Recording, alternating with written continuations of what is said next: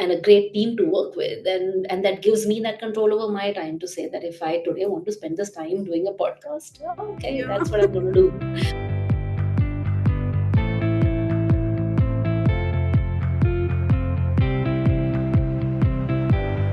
Hello, lovely people, and welcome back to Parenthood with Neha, where we dive deep into the messy, beautiful, and ever evolving world of parenthood. Each week, we sit down with parents who share their real, unfiltered experiences, the moments of joy, the unexpected challenges, and the lessons that shape both our children and ourselves. Today, I have with me someone whose journey as a parent, a professional, and a traveler offers a fascinating glimpse into the dynamic balance of nurturing and personal growth. Joining me is Pooja Sardana, a strategy and marketing consultant, a mother to two, 13-year-old Sarah and 10-year-old Kabir, and an adventurer at heart. Pooja is also the voice behind The Backpacking Mama, a blog where she shares her experiences traveling with kids. Through our conversation today, we'll talk about her approach to parenting, how it's evolved over the years, the way she's recalibrated along the way, and what it means to truly enjoy the journey. We'll also dive into her love for travel, how it has shaped her children, the surprises that come with raising two very different kids, and the lessons she's picked up from books, experience, and intuition. Pooja, welcome to Parenthood. So excited to have you here. Thanks for having me, Neha. I'm quite excited about this too. Give me a chance to speak and I'll always take it. So let's get started. If your life were a book, what would its title be, and where do you think you are in that story right now? Wow. Okay. If my life were a book. So interestingly enough, I think beautiful mistakes Uh-huh. is what Wow. I call the first 40 years of my life, because I think things have happened by less intent and more happy accidents, in the sense that things happened to me till about a few years ago. It's only the last few years that I have started recognizing even the things that I have done intentionally to be intentional. Right. So, for an example, my husband and I, we got together. It wasn't really a very thought through selection criteria. It was Yeah. pretty much like, oh, this is working, ting, the 90s ghanti wala moment and all of that. Even with kids, it's been pretty intuitive how the fact that I have two kids is pretty, in that sense, yeah, we did want kids and we thought we'd have multiple, but Yeah. when they happened, it was pretty much okay, let's have a kid right now, kind of a thing. We've Yeah. adopted a cat again, pretty impulsive in that sense. So, yeah, I think happy accidents and beautiful mistakes that have made my life. Wow. Sounds And beautiful. Mhm. And where are yeah. you in that journey right now? Yeah, I'm in that journey with a teen and a preteen. So I think Tell Me Now is chapter 13. And you touched upon all the members of your family. So tell us more about them. How are they like? How are Sarah and Kabir? How's Mohit, your partner? How's the cat? Yeah. So, Mohit, my partner, is, I think, one of the most amazing things that has happened to me. And like I said, it wasn't that intentional. I met him at B school. We were both in the same section. And I remember having a fairly sheltered upbringing. I was in a girls' school throughout. And then, a brief period of college where I discovered, oh, I have freedom and I Uh-huh. have a voice. And then straight on to B school. But I was very, very focused. My mom is a single parent, and I was brought up with this whole philosophy of you have to be independent and stand on your own two feet. So, blinkers on, focus on getting a good job and, that kind of thing. So I never really did think of anything other than my studies and academic achievement and what's the next step, what's the next step. And when I met Mohit, it was almost it was literally like that flash of a feeling Yeah. saying that, oh, this is it. I have been waiting for you, and now here you are. Right. And it was just that, and I hadn't spoken to him till then. I didn't speak to him immediately after, but things panned out, and we started hanging out together and realized that okay, this is working well. So in my head, it was jump straight from, look to marriage. Yeah. And I remember when he asked me out for the first time, I went and told him that, my parents are separated. If that's going to be a problem future, me, so then let's not start something. And he was like, what? I just asked you out for ice cream. So yeah, but I think that's been one of the best things that happened to me, because I think we are very nicely complementary to each other. He's got this excitement and that passion for sports and travel, and this optimism around life, whereas I am this more philosophical and introspective and staid person. So we kind of nicely balance each other out, and that works out well. So that's about him. My kids, if I hadn't pushed them both out myself, I wouldn't believe they belong to me, Wow. because they're so different. You'd imagine that you're two people having two children, they'd be more or less similar, Yeah. but they are chalk and cheese. So Sarah is this deep thinker. She's Wow. wonderful and sensitive and creative and imaginative and very, very caring, child, and very bold in the choices that she wants to make, and you know very independent. Right. uh, she wants to make decisions on her own. She doesn't want to conform to routines. She gets really excited about something, and then she'll go deep into it. So I remember when she was about, I think, 8 or 10 years old, she went into this phase of stop motion pictures. Right. And for months together, on top of her bed, she made a studio, and she used to just keep making motion pictures, Wow. stop motion. Now she's got into this whole thing of baking. So every day we have a new type of cookie to try out. So it's a joy to see her grow. But she's also 13, Yeah. and that also translates to things like deciding to wax her eyebrows without consulting me at all. And I'm like, come back home, and what happened here? Fortunately, I think with YouTube and everything, she does a good job of whatever she does. But yeah, reaching home to find your child has decided to wax their eyebrows, ouch. But she's also an introvert, so she's mostly in herself, and she'll spend a lot of time in her room with the door closed and things like that. And Kabir is the exact opposite. Mm-hmm. He is dirt and noise running around the house. Right. He's like this loud, very forceful, headstrong negotiator kind of a person who believes that in pushing boundaries. Right. So you're saying no is the start of the negotiation for him, Yeah. and he will then push and push and push and push till some sort of a compromise is reached. So he doesn't give up easily at all, whereas Sarah needs to be told once, and she'll then work around those boundaries. Kabir pushes boundaries. So I remember he must have been 5 years old when he decided that he wanted to sleep with a lighter under his pillow.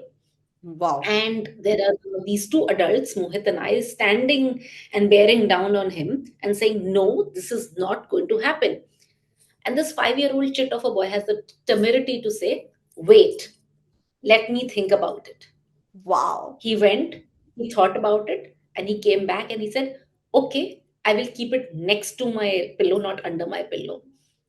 So he's this person who's really got this knack of holding on to his own thoughts, Right. and very well with adults. I don't think he deals so well with kids, but with adults, he's going around cycling, and he's telling the women, "Hi, you're looking so cool today, auntie," and Wow. yeah. And at the club, he'll go and he'll walk in. If someone asks him something, why don't you join us for coffee? So they both go to the same school, and one day I had to deliver something for Sarah because she'd forgotten it. So I went to the reception and I told them that, this is for Sarah. She's in such and such grade, and they're like, "Oh, acha, ye wo." They're trying to place who she is, and then I say, "I'm also Kabir Sardana's mother," and immediately there's like batti jal gayi ki, "Acha, Kabir. Oh, okay, okay, okay. Yes, yes." So I'm now better known as Kabir Sardana's mother than my own identity. So they're that very different in that sense. Yeah. And of course, there is Oreo, our cat, Mhm. who's with us thanks to Sarah. We'd never considered having a cat, but Tara's really fond of animals, and I was very clear that a dog is quite a lot of responsibility, Yeah. and with two kids, I don't think I'm in a position to take that up, and it would be unfair to bring in Yeah. someone into our house if we can't really do right by them. So I was completely against it. But this girl, she used to go around feeding all the kittens in the society, um, and at that time we also realized that because so Kabir had some challenges. He had to go through brain surgery, etc., and for a good couple of years I was so involved with him that I knew that I was neglecting Sarah. Right. And it just felt like having a cat will be a good idea because she'll have someone to hold on to at Right. that point in time. And she rescued this cat who'd kind of hurt his paw. And once you've got him into the house and taken him to the vet, and now he needs to recover for a week, and he stays in a house and recovers, there's no way that cat is going back out. Sure. So there is Oreo, who's now a part of our lives, though he is closest to Sarah. It feels like we occupy his house, not the other way around. But yeah, that's us. And there is, of course, our army of helpers. Yeah. So we have three didis who come in, and they're also pretty much part of our household. I don't think our house would be as well equipped, and I would be as happy if I didn't have the support of these three women in my life. Yeah. So yeah, that's our whole house. Beautiful, beautiful. And what I'm very interested to know, Pooja, is how you and Mohit are as co-parents, because you need to be a team when it comes to raising those little kids. So you said you are very different and complementary as people. So how would you say your relationship is when it comes to parenting and co-parenting? So I think one of the things that doesn't get talked about as much about parenting is what it does to your relationships. Yeah. So when you think about parenting and people sharing, there's a lot of conversation that ends up happening about the kids themselves and your Yeah. experiences with them, and how you want to think about parenting. It's a very active conversation. But how your relationships change becoming a parent is not such an active conversation. And I think it's true for all relationships. But you and your partner, I think, it's just, I think I read this in Michelle Obama's book where she says that, like, becoming a parent is like you take this car with a claw and shake it all up. And if there's anything loose, Yeah. it's going to come out then. Yeah. And I think parenting is like that. I very much admire her use of that analogy because, while Mohit and I were very well matched in that sense, becoming parents had that jolting effect on us Yeah. because you don't know what you're getting into at all. You've like you said, you've seen it from afar, but Yeah. until it happens to you, you don't really realize how you change as a person. Yeah. And a lot of times how your childhood experiences start playing out in your parenting journey and in your relationship with your partner. Yeah. So just as an example, my parents separated when I was a teen, when I was 12. My brother was 6. And before that, also, he was pretty much absent. And therefore, in my mind, there are only two types of parents. One that is fully involved, which is what my mother had to do, who's there constantly with the kids every step of the way. And the other type of parent is the absentee parent, Yeah. who's just not there, who doesn't care. And when I saw, obviously, then I modeled that for my children also, that I was very involved. I didn't have any nannies in the first few years at all, and I used to do every single thing for them myself. And to the extent of, if they're playing, in the corridor, I wanted to stand there and be available. Just because my son or daughter wants to learn to climb up and down the stairs, I want to be there. And Right. when I used to tell Mohit that, it's a stretch for me, can you please step in, and be there, he used to feel like, this is not a value add thing. Why do you need me to stand there when the child is learning to crawl? You can Yeah. actually outsource, just get some help. And that's a perfectly okay thing to say, but in my mind at that time, I just, without even realizing, said, oh, this is the absentee parent, he is Right. playing a bad parent because he's not as involved as I am. Right. And I think it took us a good decade Wow. to recognize that we were both at very different places as parents, and neither of us was able to understand where the other was coming from. Mm-hmm. So I was constantly coming from being a very intentional, heavily involved parent, as if it is something that I have to actively do every single day of my life. Right. Whereas Mohit was more in the space of, kids are going to grow. I need to be there for the important times. So he was very involved when it came to school admissions, when it came to, getting the kids into sport, or whenever we had to take any important decisions, he was there. But he didn't see parenting as being so actively involved, and he felt that I was overdoing it. Well, I Right. felt that he was, not doing enough. Yeah. And a lot of our conflict over those 10, 12 years came because we didn't end up communicating this with each other. Yeah. So while we were a loving couple and never did we feel the absence of love between us, somewhere we also realized, or maybe didn't realize, that there was a huge chasm Yeah. of how we take this joint responsibility. Yeah.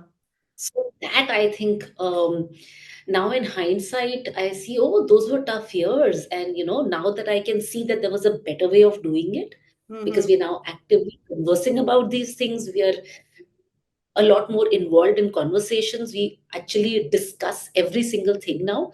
I can Right. see that, okay, this is a much better way of doing it. Right. Why did I not do all of this earlier? Yeah. But I guess it takes time. You just don't realize it. Yeah. So yeah, it's been an interesting journey of co-parenting with him. We are in a really good place now. So our things that work for us are things like, particularly with the teen daughter now, they're excellent at playing parents against each other. Both of them, they're brilliant. I mean, they should be put in Jayashankar's place. They'll probably, be able to handle national conflict better, because they know exactly what to tell each parent. Yeah. They know that I end up playing the strict one. They know that Mohit is more indulgent and therefore more likely to say yes to most things. They know that he enjoys the good things. So he's happy to say, okay, come, let me take you shopping and all. Yeah. But he's equally, he can, when he loses it, he gets angry. He's also Yeah. equally this thing about strict about academic performance, whereas I'm not. I'm Yeah. like, okay, as long as you're learning, it doesn't matter whether you're getting a or a D.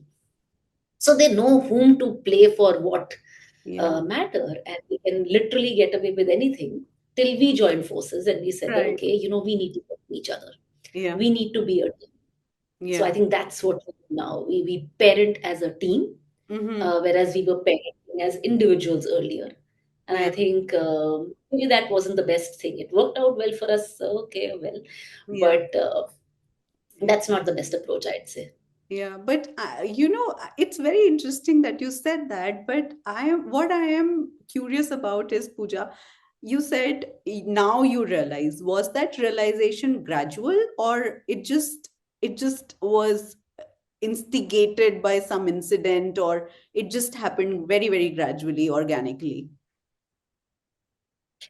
I think there were two things to it. One was, like I said, I kind of started growing up only after I was 40. It's a strange thing to say, but but it's true, because I always had this thing of, oh, I'll turn into Meryl Streep when I'm 40 suddenly. And it doesn't happen like that. You just don't overnight become mature and confident and comfortable in your skin. I had to work at it. And In that time also there was a lot of churn, because Kabir, he used to suffer from epilepsy, and he was a very demanding child to raise, because he Right. was very, very, very headstrong. And I just didn't know how to deal. It was difficult. So there was that. Then there was this whole work life balance thingy that was happening. Then I also chose to start a venture during those years. And also this personal thing of not being able to parent together as a team, Right. all of this played a lot on my life and my outlook. And I realized that I started getting really, really angry. So Mm-hmm. it was during, I think it was my daughter's birthday during the pandemic, Mm-hmm. when um, one day I had to go to office for something, and I was uh, going out, and Kabir called out to me, and I was so angry. I just threw my bag and I turned around to him. I said, "Ab kya hai?" Hmm. And he ran and he hid behind Mohit. Oh. And I was like, okay, that doesn't look right. Hmm. And within the next 1 or 2 days, I went yelling at my daughter, "But you take so long to have a bath. What on earth takes you half an hour?" And I barged into the bathroom, and I saw her telling herself, "It's okay, it's okay, it's okay." And again, that was like a. Then I asked her what happened, and she said, "I'm just calming myself down." Wow. And I realized that the impact of my anger on these children was scary. Yeah. It, I think it's one of the most shameful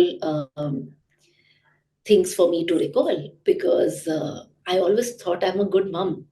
Um, and This is what I was doing to them. I Yeah. mean, on one hand, I thought that here I am, this intentional parent who's so mindful, who's making time to read books, who's making time to play, who's doing everything. And yet, more than what I'm, doing as a parent, how I behave Hmm. is part of how I'm raising them.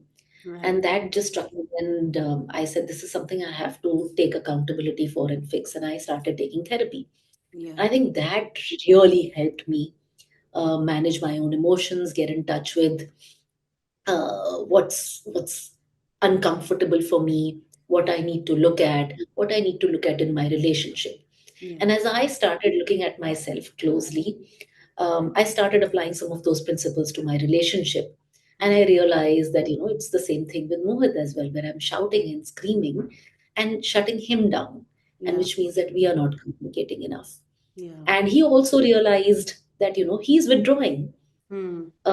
which is not the best way to respond. I mean, I know it would have been difficult for him, but probably would have been better for him to call out and say that I'm not okay with how you're behaving, Yeah. rather than saying, it's okay, I love her so much, I'll deal with it. Yeah. This thing of, I love you so much that I'm willing to put up with it, is not actually the best way to deal with a loved one. I Yeah. think a better way is to call it out and say that this is what you're doing to me. This is how your reaction is doing to me, is affecting me and people around you. Yeah. So I think he also realized that, and we started calling each other out Hmm. on things that we thought were not adding value, which were making the relationship weaker. Mm-hmm. And as part of that, we started talking a lot more about parenting Mm-hmm. and openly discussing things. And I think that kind of really worked. So, for instance, for the longest time, I'm quite I wouldn't say anti-allopathic medicine, Mm-hmm. but I would treat it with a lot of caution Yeah. and a lot of skepticism. Mm-hmm. And because the son was epileptic, and I was deep into this whole homeopathy, naturopathy things, and I wouldn't give them a crocin or an antibiotic even till date. Mm-hmm. I refer to my naturopath doc for every single thing. Even for his epilepsy, I pushed a lot to see, is there a more natural solution. Yeah.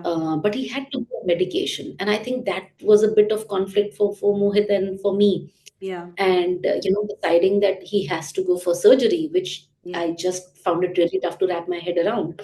If he hadn't been having these conversations, I think it would have come to a lot of clash. Yeah. But I think I shared how I think, he shared why he thinks differently, and we shared with each other how the others response to each other's philosophy makes Yeah. us feel. That actually helped us make progress and align more comfortably on saying that, okay, in the whole scheme of things, Yeah. we jointly think this is the best way to take it forward. Yeah. So I think some of these conversations, they feel contrived. People say that, you need to talk about it, and I used to feel like, kya baat karni hai yaar, matlab you're talking to your, you want things to be spontaneous, you want, the Yeah. fun and the banter and the teasing and the, you want that element. It was great for when you were dating and maybe the first few years of your marriage, but as parents, Yeah. that tonality of the relationship needs to change. You Yeah. actually need to have the tough conversations about how you feel, how you make decisions. And yeah, I think as I started growing up and asking some of those questions and started being more vulnerable with him, he reciprocated, and we kind of then got into a better space. Yeah, sounds wonderful. And you also said, you mentioned therapy, and I'm glad you did. But you also said to me earlier, Pooja, that you read a lot of parenting books. So did they help? Uh, I mean, I were read, there any that? I read, I read a lot. So I remember there are a few people who've had a very big role to play in my journey as a parent.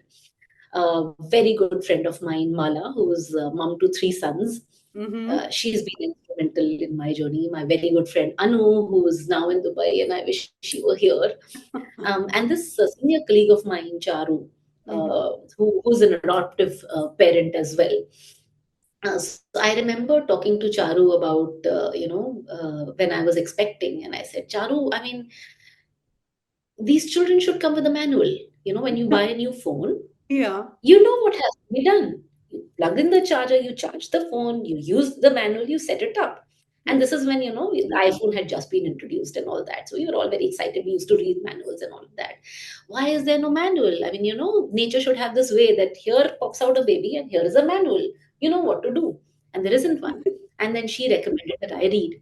So must have read about 10, 12 books. So what to expect when you're expecting, what to expect in the first year, what to expect in the growing years, what to expect as teens.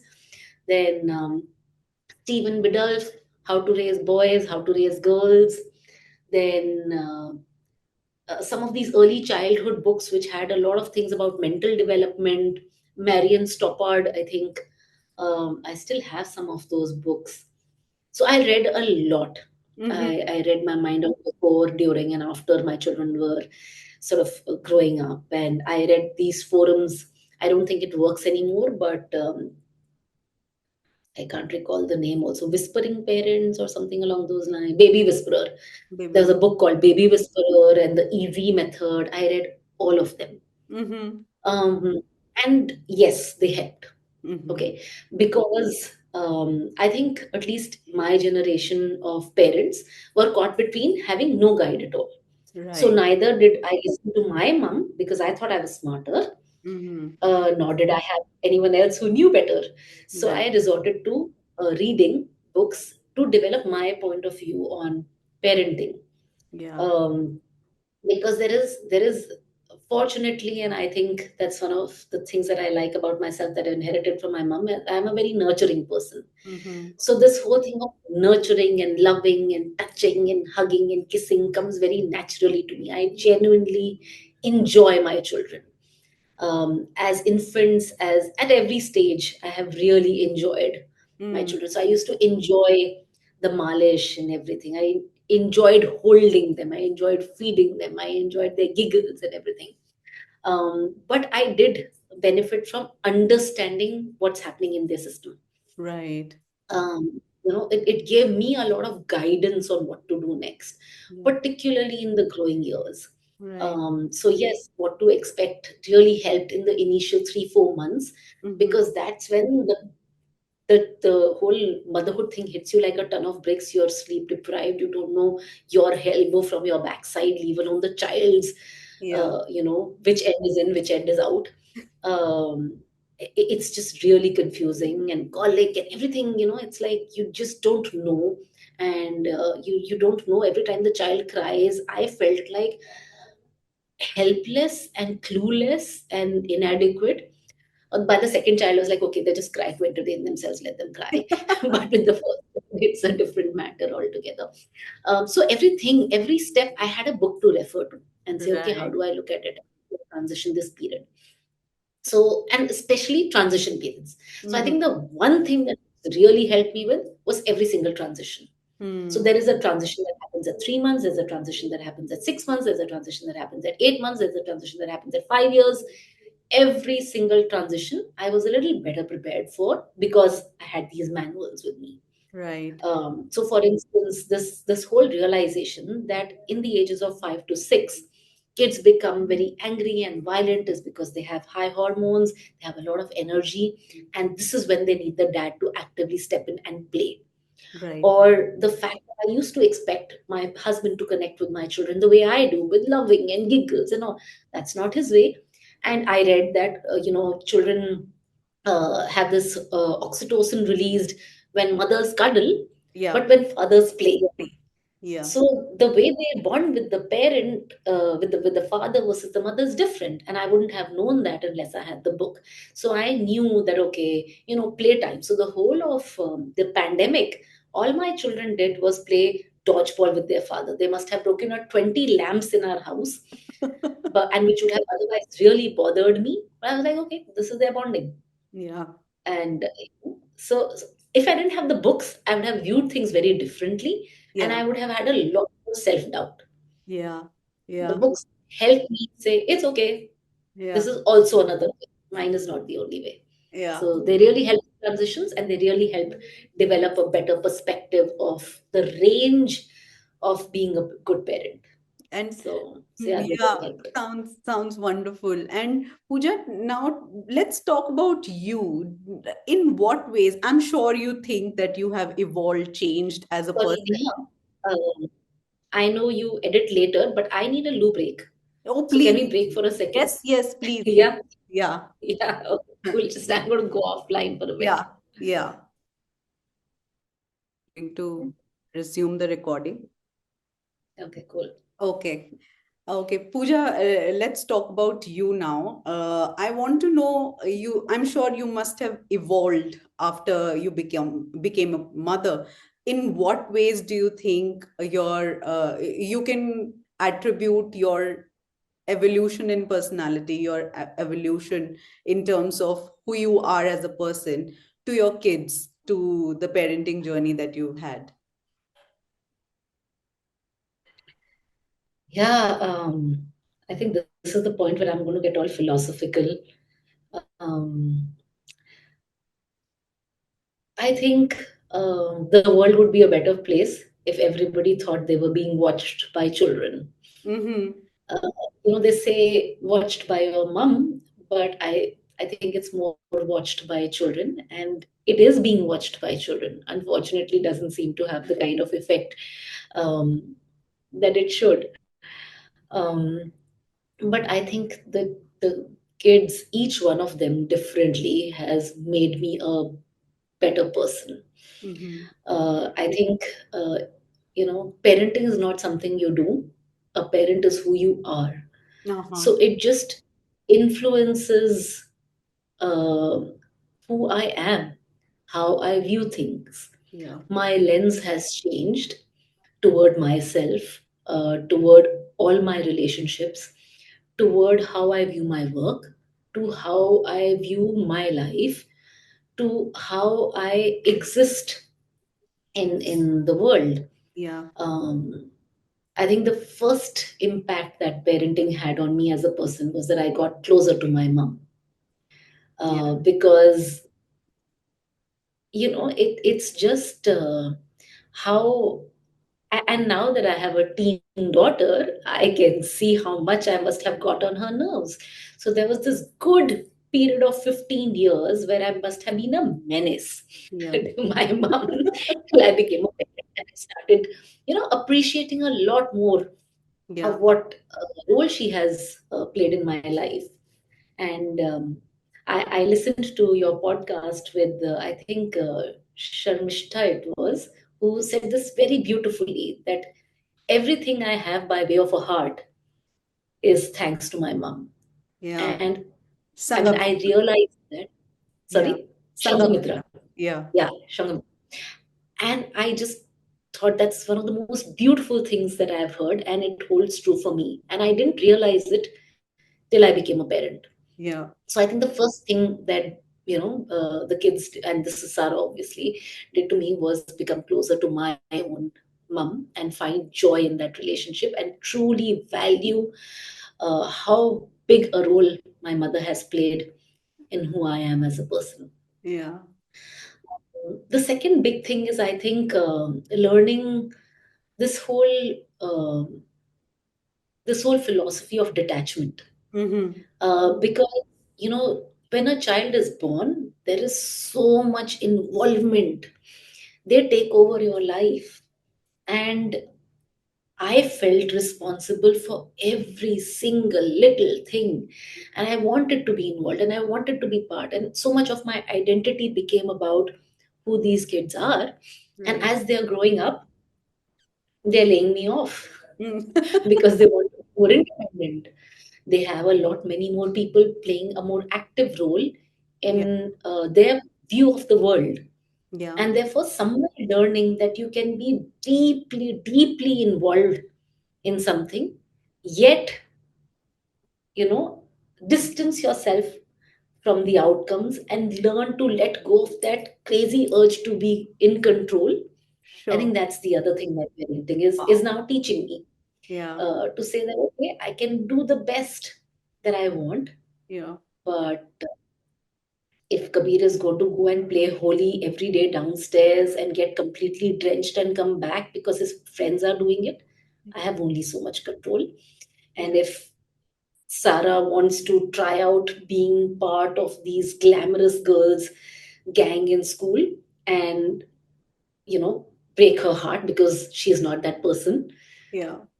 then she has to do it her way. I can't really do it for her. So Yeah. this bit of realizing that they're individuals in themselves, and much as you would want to control everything and try to make everything perfect, you can't. So that bit of being completely committed Yeah. and yet detached is again a philosophy that I'm living through my kids growing up. And the last thing is, of course, the way I view the world. I Mm-hmm. think they have made me so much more conscious of the impact one's existence has Yeah. on the environment, on people around you, on them directly, and being a little more mindful. I would never have sold cigarettes in my life any which way, Mm. but when I chose to, try my hand at going in the wild and becoming an entrepreneur, it was for a product that facilitates kids' development. Mm-hmm. If I feel passionate about something right now, if I feel passionate about the environment, it's because nothing that I will do to the environment will change today, Yeah. but hopefully it will be better for the next generation. So that long term view, the fact that your existence is not just about you, it's about something bigger. Yeah. I think fundamentally these are the three big philosophical changes that have happened in my life for being a parent, and of course they forced me to grow up. I Yeah. think nothing like children telling you that you suck at many things. You better pull up your socks and get better. So yeah, they Yeah. call it out. They hold a mirror to you. Yeah. So I remember this instance where I was cribbing to one of my friends about how my daughter shuts me out and doesn't talk and all, and I was feeling miserable. And just before that, she'd had to call me 3 times for me to open up and speak to her. And she said, "Is it a wonder that that's how your daughter behaves?" Oh. So again, you don't parent, you are a parent, whether you like it or not. They're observing and picking up things, and so you're forced to be a better person. So they've really helped me grow up. Yeah. And So yeah. I'm amazed by, how clear your thoughts are now. And I mean, I'm saying now because I'm hearing them now, and you keep saying that you are growing up. So you talked about detachment, and I'm sure it also brings with it a lot of, if not a lot, at least some of me time for you, free time for you to do a lot of other things that you might have missed out on in the initial years of while they were growing up. So can you tell us about the time that you have for yourself, with yourself? How do you make time? What do you do with it? Are there any self-care rituals, so to say, that you follow to take care of yourself so that you can be a more present parent? So, Neha, interestingly, this is one of the things that I kind of took care of right from the beginning. Uh-huh. I realized, I mean, it was unintentional. Now it's more intentional in the kind of work that I'm choosing, in the kind of parenting style that I'm choosing. But even unintentionally, right from the beginning, I somewhere um, intuitively perhaps kept myself equally important through all of this, Yeah. in the sense that traveling. I mean, travel was that is that one thing that my husband and I absolutely really enjoy. Mm-hmm. And I remember that Sarah must have been 8 weeks old when we first traveled, and Wow. she was about 3 months old when we went right off to Cuba, Mexico, and the West Coast. Wow. So with a 3 month old, we actually took like a 3 week international trip to all sorts of places, Mm-hmm. because that was important to us. That was important for our relationship. And I think travel for me also plays that role of that whole decompress from the daily rhythm of life. So we actually actively made time for that. Mm-hmm. Then when I wanted to get fitter, um, after baby and all of that, I decided to train for a half marathon, Mm-hmm. and I did. I mean, and I didn't have help, but Mohit kind of stepped in, and he was the one who encouraged me to go for it and say, "Yes, please go every morning, go for your long runs. I'll handle the mornings." Right. And I made that time for me to go out and run and get some time. Um, I think the struggle happened when there were two of them. Right. I'm pulling back actually, but even at work. So I started working pretty much 3 months after each of the kids were born. Wow. And we were in the space of again, Mala that I talked about. She was instrumental, Charu was instrumental in sort of encouraging me to get back to work, saying that, you can handle it. It's not like this. You just have to be conscious about how you structure your day and your life. And so I used to make sure that I'm stepping out of office by 6, Mm-hmm. and everybody knew that. So I was pretty clear that, and interestingly enough, I think that's because I always did. So even before kids, I used to move out of office by 6 because I wanted to do me time. So I learned Spanish. Mm-hmm. Before the kids were born, I used to come back and I used to have a Spanish class at 6:30 in the evenings. So I always kind of maintained that I really value leisure. I really value control over my time, and I think that's something that I maintained throughout. The time that it really suffered was when Kabir was young. For Mm-hmm. the first 4 years, 4 5 years of his life, I think were uh, really difficult for me, because that's when I completely lost. I mean, I thought, कि, अच्छा, I know how to do this. Yeah. एक बार आप संभाल लेंगे, and that didn't quite work out. He turned out to be the exact opposite. Sara was an angel Hmm. and very helpful and conscientious and listens, and Kabir is the exact opposite. He kind Yeah. of pushes his way through. I remember this one instance where I felt so shitty because we were at the airport and he was playing in the dustbin, and one of the airport staff came and told me, "Madam, आपका बच्चा dustbin में खेल रहा है." And I was like, मैं क्या करूं, वो मेरी बात नहीं सुनता. I felt so stupid and ashamed saying something like that, but that was the truth of the moment. So I think those few years were where I kind of lost sense of time and everything. That's when my girl gang came to rescue. Yeah. And I think that's the other part, the other relationships and how they become important when you become a parent, is because they kind of pulled me out. There are these really close friends of mine, Rupal and Sugandh, who made it a point to get me out every Wednesday and say, let's go out for drinks. So I actually started drinking after my children were born. Wow. I didn't before that. But they're the ones who said, let's go out, let's have a drink, let's discuss.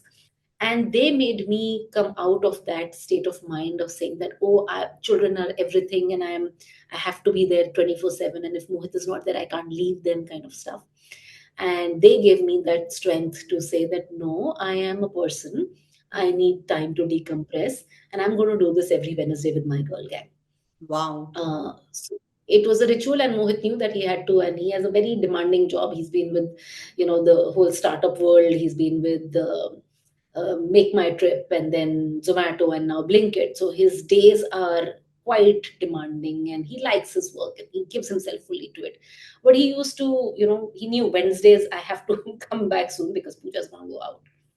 Yeah. So my girl gang really helped me make that me time during that time, and Wow. help me decompress and get a perspective on, I don't have to lose myself as an individual to be a Yeah. parent.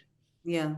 Yeah. So And now, of course, I've constructed my life like that. I'm in the whole space of consulting with a very dear colleague and mentor, and we have this great understanding between us and a lot of trust, and a great team to work with, and that gives me that control over my time to say that if I today want to spend this time doing a podcast, okay, yeah. that's what I'm going to do.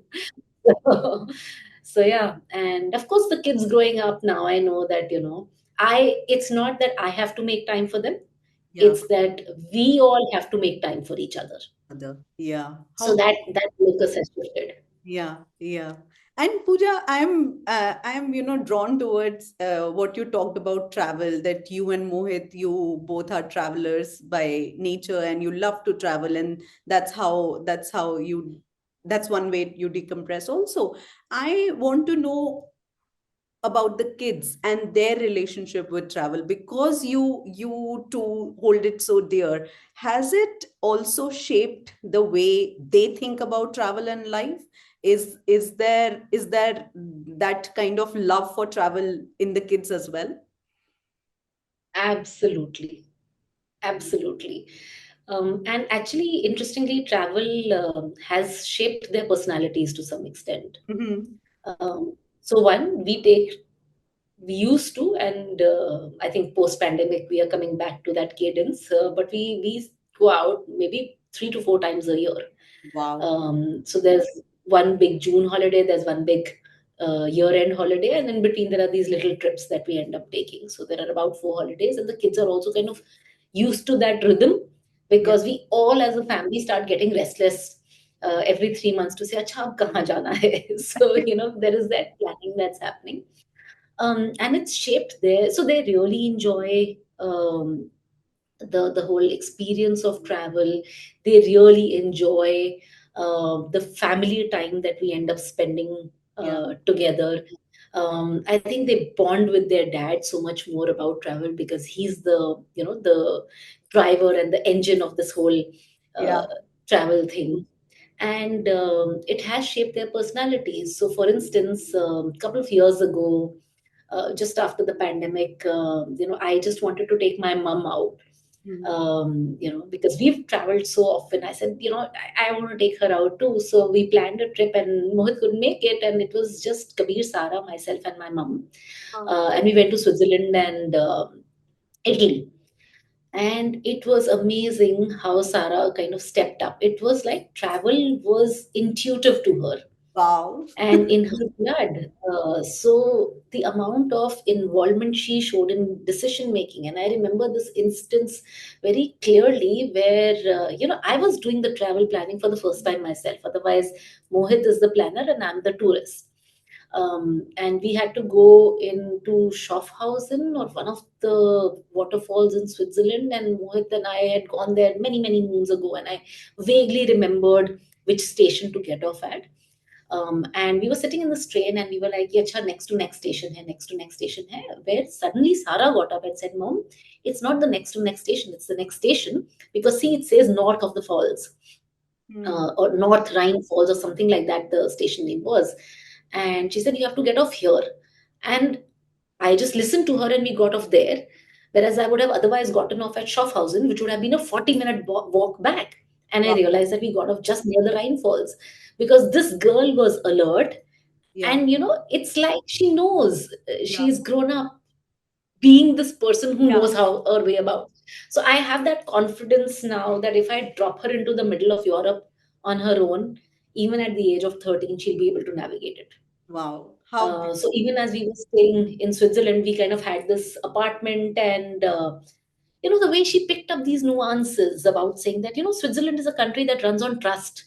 mm, For a young child, and she was 11 at the time, mhm. to pick up that the culture over here, the way I behave over here is different than when I'm in Gurgaon, because both these kids, 11 and I don't know, 8 must have been, they were crossing the road by themselves. We used to hand them the money, go to Coop and, buy the groceries and come back. Yeah. So that experience kind of really, I think it gives them that confidence of being able to navigate unknown situations.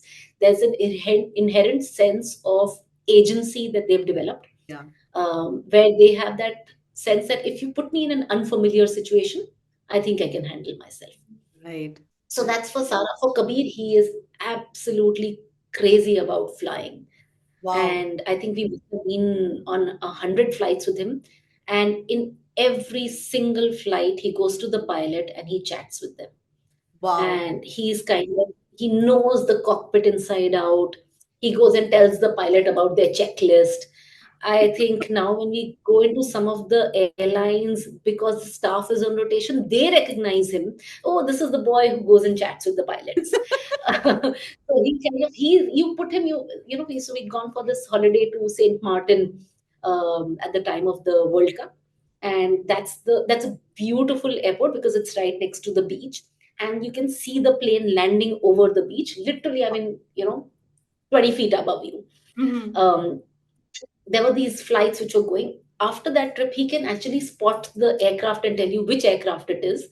And Wow. between Mohit and Kabir, they know half the routes of the airlines in the world, and they can look at the direction of the aircraft and which aircraft it is and tell you which flight it is. So Wow.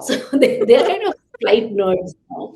So yeah, it's shaped who Kabir is as a person. So his favorite game now is some aeroplane thing which he is constantly landing and taking off, and that kind of stuff. So yeah, so now we are planning to go to Scotland in the summer, and they are doing half the planning. They figured out that they want to take the Caledonian overnight train from London to Edinburgh because it's got a lovely night compartment and whatnot. So yeah, Now you've got it's three made. planners instead of one. So Yeah, so I can really step back and say, okay, you book, you fix, and I'll just go as a tourist. So, yeah, but so yeah. also tell us about the backpacking mama Pooja. How the journey started, where it is right now. Do you plan to resume it anytime soon? What's happening? How did you start? How did you come up with the idea? And for our listeners who might not be familiar with your journey on that blogging platform, tell us about it. Yeah, I have a blog called The Backpacking Mama, which is pretty much dormant right now. I started writing, I think, maybe in 2015, when Sarah would have been 4 and Kabir was about a year old, because a lot of friends and folks from Gurgaon homes would reach out to me. At that time, we used to post quite often on social media about our travels.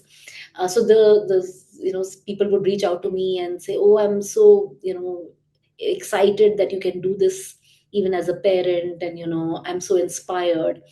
And I thought, why not write a little bit about exactly how the process works? Because Right. it's one thing to see someone else traveling and feel like, I wish I could do it. And quite another when you have like almost a toolkit to say, okay, this is exactly how you do it. Yeah. So things like, how did I manage kids on long haul flights? Or the fact that our trip planning would change because we had kids now. Yeah. So Mohit is absolutely nuts about watching live sport, and we've watched pretty much every single football and cricket World Cup. And before the kids, we used to sit and watch the whole match till the end and the ceremony and everything. But with kids, we tweaked. So, we knew that, okay, we have to take the pram now, and one of us will have to miss parts of the match because, when the kid needs to nap, we have to walk them around in the pram. So, those little adjustments that you have to make it a family holiday, and how Mohit went to great lengths to identify where would we would eat every day so that they were child friendly and Yeah. you'd have a good time. So the kind of work that we did, and of course the tips about traveling with kids and how to plan the holiday better, I wanted to talk about that, so that aside from inspiring people, I could actually help them really navigate that phase and actually have fun traveling with kids. So yeah, and I think it was super relevant till the Yeah. kids reached about the age of 10. Mm-hmm. But after that, they become their own people. And like Uh-huh. I said, now they're in the zone where they plan themselves. So I think now the nature of the blog about travel with them would be more about the regular itinerary and not add so much value about how to travel with kids. Yeah. And so I've kind of right now put it on hold because it's for me at that time, traveling, parenting, they were all meshed in one because they were really young. Yeah. Now I think they're people of their own, and I don't really have much to add beyond the itinerary, which Yeah. I think there are enough resources on the web for. Plus, I don't post too many pictures on social media about the kids anymore. Yeah. So yeah, that's kind of taken a bit of the back seat. How do you keep alive that love for writing now that you have kept the blog dormant for a while? Where do you write? What do you do about your writing? So I do enjoy writing as well, and I've written for the Indian Express mostly.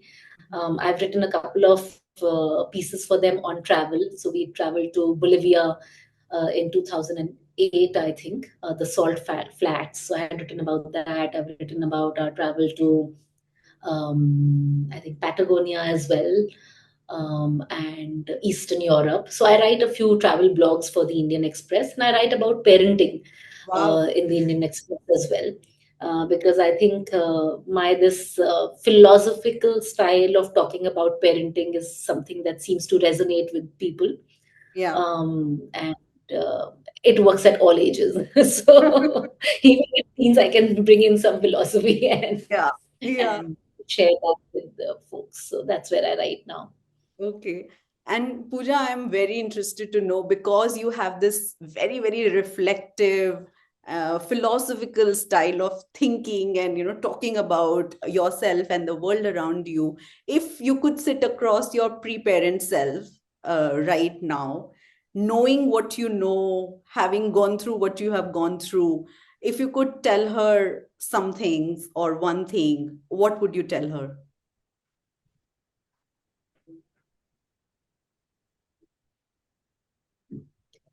Yeah, I think I did a pretty decent job. So I would say, I mean, it might not feel like in the moment Mm-hmm. that you're doing the right things or that everything's going to be all right.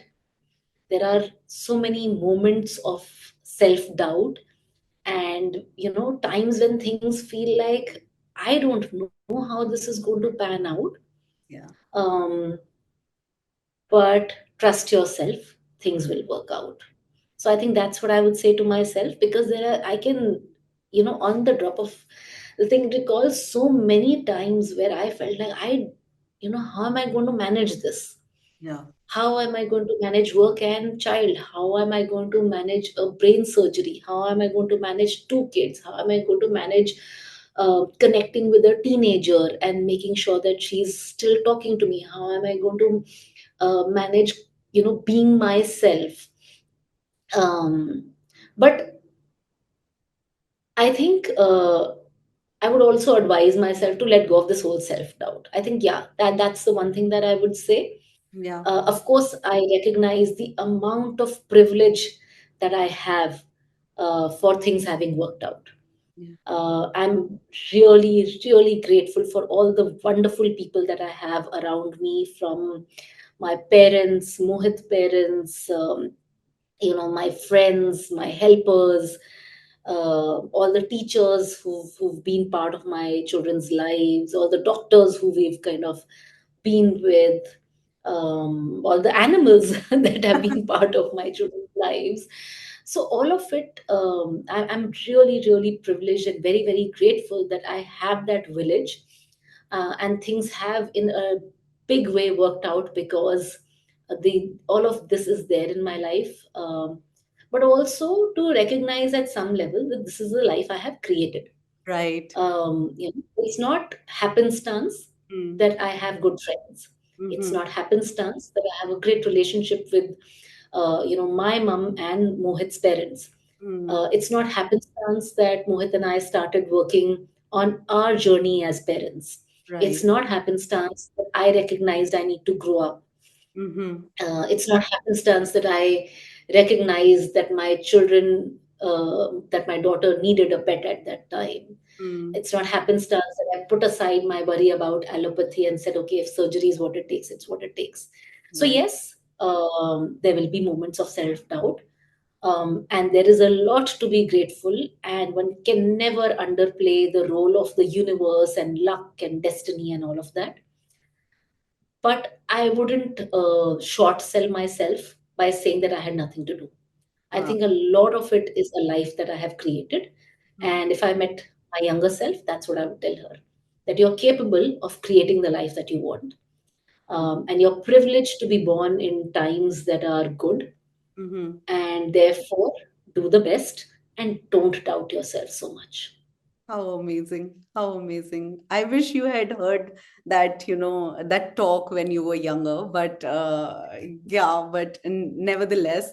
And also tell us, Pooja, I really feel parenting is a constantly evolving journey, as you have also, said that so many times in not so much words, but in ways that you've said that. But if there is one piece of wisdom or insight, or that principle that you stand by that has helped you the most, you would like to share with our listeners in that may help them in their parenting journey, what would that be?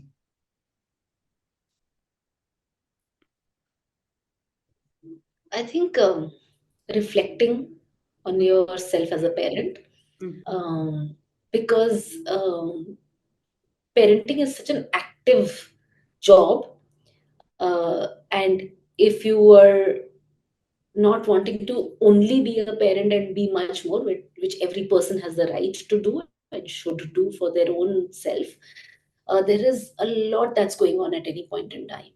Yeah. And taking that pause to reflect um, on yourself as a parent and what your relationship with your children and your spouse are, I think is really helpful. Yeah. So when I pull back and I see what's happening here, it gives me insights on how do I need to tweak my view. So just as an example, I think teenage is the stage that really throws you back and makes you feel like, hello, you thought you knew it. Let me tell you about teens. And I think taking that pause and reflecting is what's right now helping me, Mm. navigate that time, because now I can see that, okay, when I talk to my daughter about a difficult thing, she has two responses. She will either pick up a fight about, something completely unrelated, like wanting to dye her hair, which she knows I will not allow, so that the conversation gets sidetracked, or she will start feeling extremely sleepy or extremely worried and disappear. So I have now fallen into that trap a few times till I pulled back and said, what's happening here? And I realized, okay, these are her two ways of dealing with difficult conversations. So Right. now I'm mentally prepared when I get into a difficult conversation, and I bring her back saying, I know you want to talk about this, we'll talk about it somewhere else. We're talking about this now. When Yeah. she wants to run away and hide, I'm like, no, I know your mind is pulling you away from this conversation, but we need to talk about this. And let's talk about this now, even if you're sleepy.